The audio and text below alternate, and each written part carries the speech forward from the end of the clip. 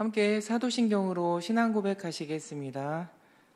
나는 전능하신 아버지 하나님 천지의 창조주를 믿습니다. 나는 그의 유일하신 아들 우리 주 예수 그리스도를 믿습니다. 그는 성령으로 잉태되어 동정녀 마리아에게서 나시고 본디오 빌라도에게 고난을 받아 십자가에 못 박혀 죽으시고 장사된 지 사흘 만에 죽은 자 가운데서 다시 살아나셨으며 하늘에 오르시어 전능하신 아버지 하나님 우편에 앉아 계시다가 거기로부터 살아있는 자와 죽은 자를 심판하러 오십니다. 나는 성령을 믿으며 거룩한 공교회와 성도의 교제와 죄를 용서받는 것과 몸의 부활과 영생을 믿습니다. 아멘. 찬송가 182장 찬양 드리시겠습니다.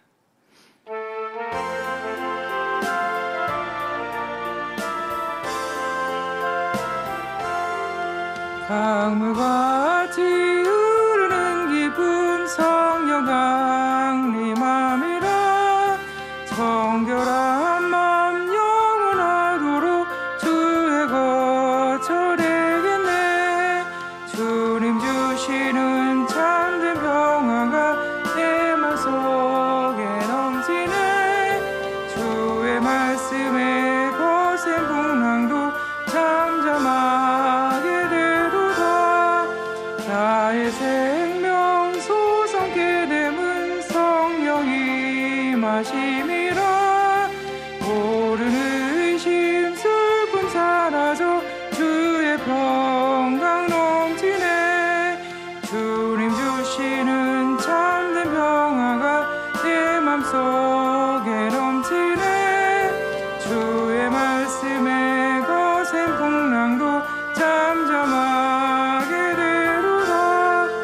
하늘에서 담비 내리고 햇빛 찬란함같이 우리 맘에 성령이 많이 주님 보내심이라.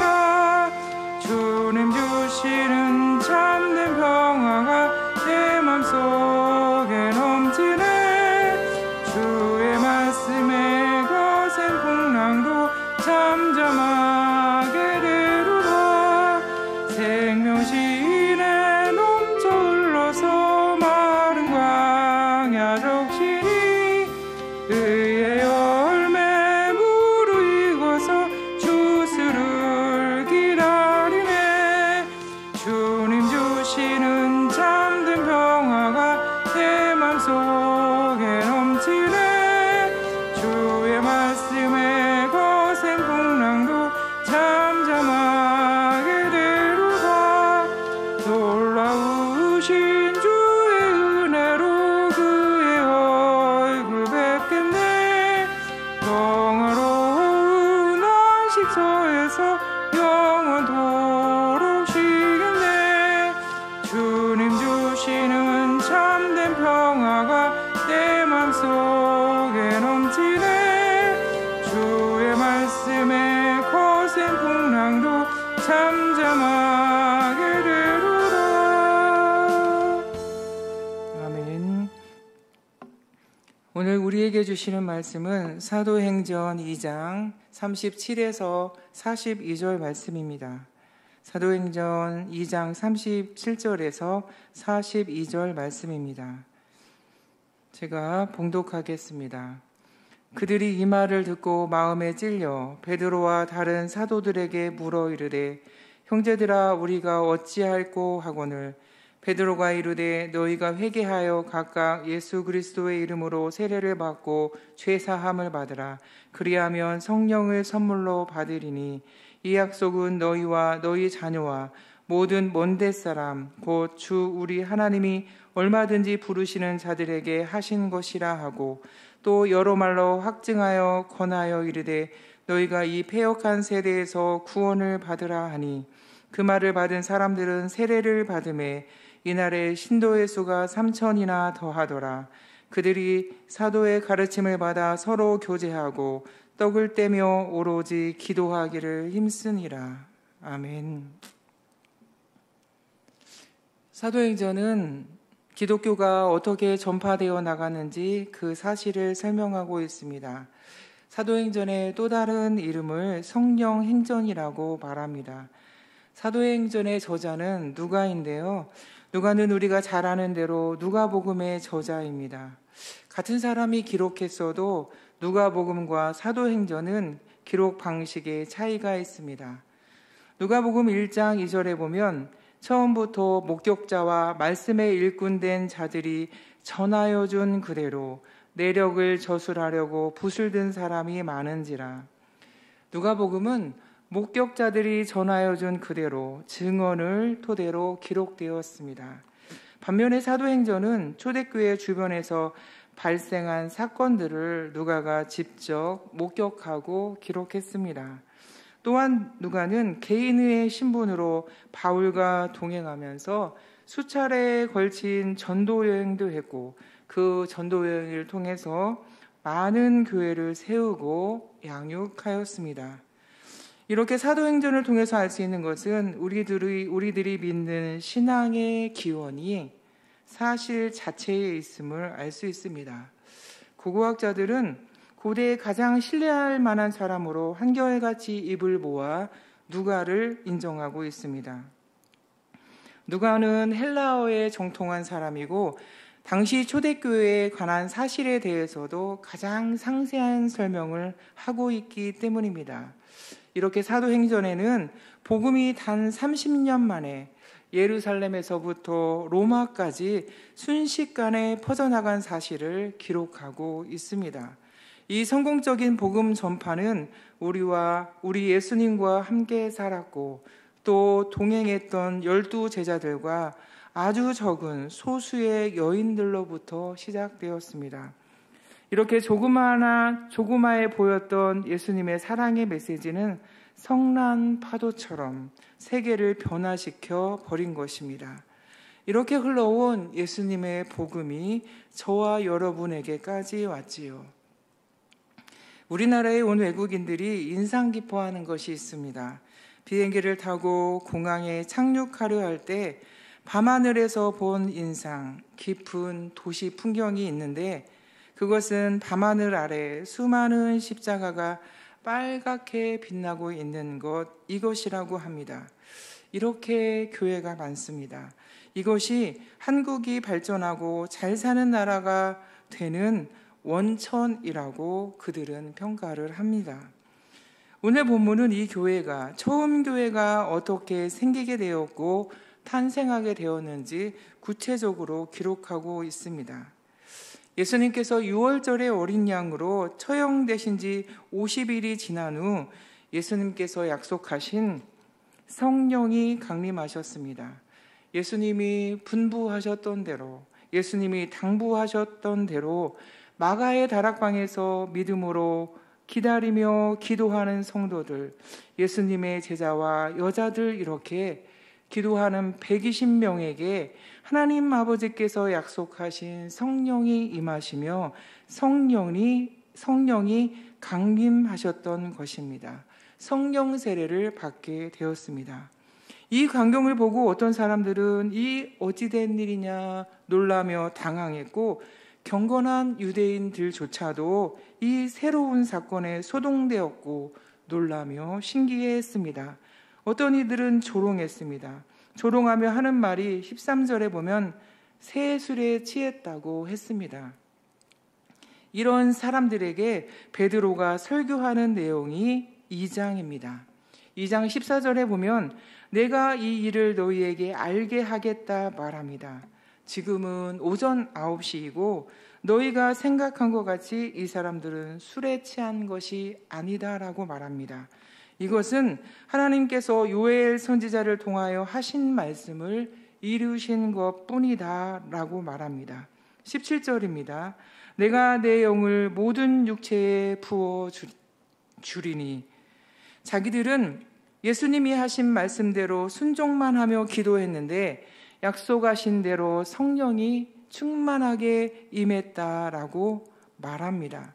그리고 너희가 하나님께서 너희에게 주신 하나님의 아들 구원자 나사렛 예수를 못 박아 죽였다고 설교합니다. 36절입니다. 그런즉 이스라엘 온 집은 확실히 알지니 너희가 십자가에 못 박은 이 예수를 하나님이 주와 그리스도가 되게 하셨느니라 하니라. 베드로의 이 설교를 듣고 3,000명이 전도되었고 구원을 받았습니다. 이 예수님을 못 박아 죽인 사람들을 통하여, 이 죄인들을 통하여 초대교회가 탄생하게 되었습니다. 42절에 보면 그들이 사도의 가르침을 받아 서로 교제하고 떡을 떼며 오로지 기도하기를 힘쓰니라.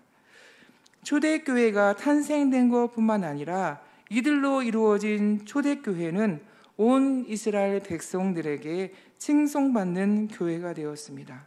이 칭송받는 교회를 통하여 구원받은 사람이 날마다 더해졌습니다. 성령 세례를 받은 베드로 설교를 통하여 이들에게도 성령 세례가 부어지게 된 것입니다. 이 예수님을 못 박아 죽게 한 죄인들이 어떻게 성령 세례까지 받게 되었을까요? 성령은 어떤 과정을 통하여, 어떤 길을 통하여 부어질까요? 성령은 오늘 말씀을 보면 하나님의 말씀을 들을 때, 설교를 들을 때 임하십니다. 말씀을 들을 때 찔립니다. 내 마음이 움직입니다.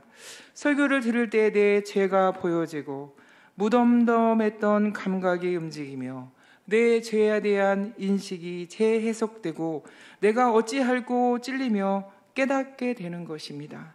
그렇구나 배우게 되고 공감하게 되는 것입니다. 이것이 혹시 별거 아니라고 생각하시나요? 로마서 1장 28절을 보면 더 잘 알 수 있습니다. 그들이 마음에 하나님 두기를 싫어하매 하나님께서 그들을 그 상실한 마음대로 내버려 두사 합당하지 못한 일을 하게 하셨으니, 하나님께서 마음을 그대로 두는 사람들이 있습니다. 죄를 지어도 그대로 내버려 두는 사람들이 있습니다. 상실한 마음대로 내버려 두사 합당하지 못한 일을 해도 무감각한 채로 그냥 내버려 두는 마음도 있다는 것입니다. 그러니 말씀으로 찔림을 받는다는 것은 은혜이고 성령이 일하시는 것입니다. 또 회개하는 사람에게 성령이 임하십니다. 성령이 임하시면 회개하게 되고 회개하면 제사함의 은총은 저절로 따라옵니다. 선물입니다. 그리고 성령은 기도하는 사람에게 임하십니다. 42절입니다. 오로지 기도하기를 힘쓰니라. 기도를 해야 되겠다는 생각이 드십니까? 마음이 감동되십니까? 순종하시기 바랍니다. 성령이 감동하시고 성령이 인도하시는 것입니다. 사랑하는 성도 여러분, 성령은 하나님의 말씀을 통하여, 회개를 통하여, 기도를 통하여 임하십니다. 이 길로 임하신다고 오늘 말씀하고 있습니다. 우리 모두 항상 말씀과 회개, 기도로 말미암아 성령 충만하시기를 바랍니다. 이런 저와 여러분을 하나님이 사용하셔서 우리 노은중앙교회가 칭송받는 교회로 세워지기를 바랍니다. 우리 교회뿐만 아니라 우리 가정교회도, 우리의 몸을 하나님의 성전 삼으신 심령교회에도 칭송받는 은혜가 날마다 더해가기를 간절히 축원합니다. 함께 기도하시겠습니다. 사랑하는 하나님 아버지, 우리가 성령으로 충만하기를 원합니다. 허탄한 내 마음을 뺏기지 않도록 도와주시고 말씀과 기도에 집중하여 항상 성령 충만하도록 역사하여 주시옵소서. 하나님 아버지, 우리 교회가 하나님의 영광을 위하여 칭송받는 교회로 세워지기를 원합니다. 부족하지만 저희들을 귀한 도구로 사용하셔서 하나님의 거룩하신 뜻을 이루어 주시옵소서. 하나님, 질병으로 곤고하고 외로운 시절을 보내고 있는 성도들이 있습니다. 하나님 도와주시기를 원합니다. 하나님 회복해 되기를 원합니다. 완치되기를 원합니다. 하나님 불쌍히 여겨주시고 역사하여 주시옵소서. 하나님 아버지, 성도들이 삶의 자리에서 기도 제목을 가지고 하나님의 도우심을 구하는 기도 제목이 있습니다. 하나님 아버지께서 속히 응답해 주시고 하나님의 풍성하신 사랑을 경험할 수 있도록 은총을 베풀어 주시옵소서. 하나님, 미얀마 양군 한인중앙교회를 기억해 주시고 성령으로 항상 충만하도록 도와주시며 구원의 방주로서 칭송받는 교회로 세워지도록 은혜를 베풀어 주시옵소서. 하나님 오늘도 새벽에 주님 전에 나와서 중심을 드리며 기도하는 성도들이 있습니다. 하나님, 이 기도에 응답해 주시고 남다른 간증들이 넘쳐날 수 있도록 하나님 은혜를 베풀어 주시옵소서. 감사드리오며 예수님의 이름으로 기도드리옵나이다. 아멘.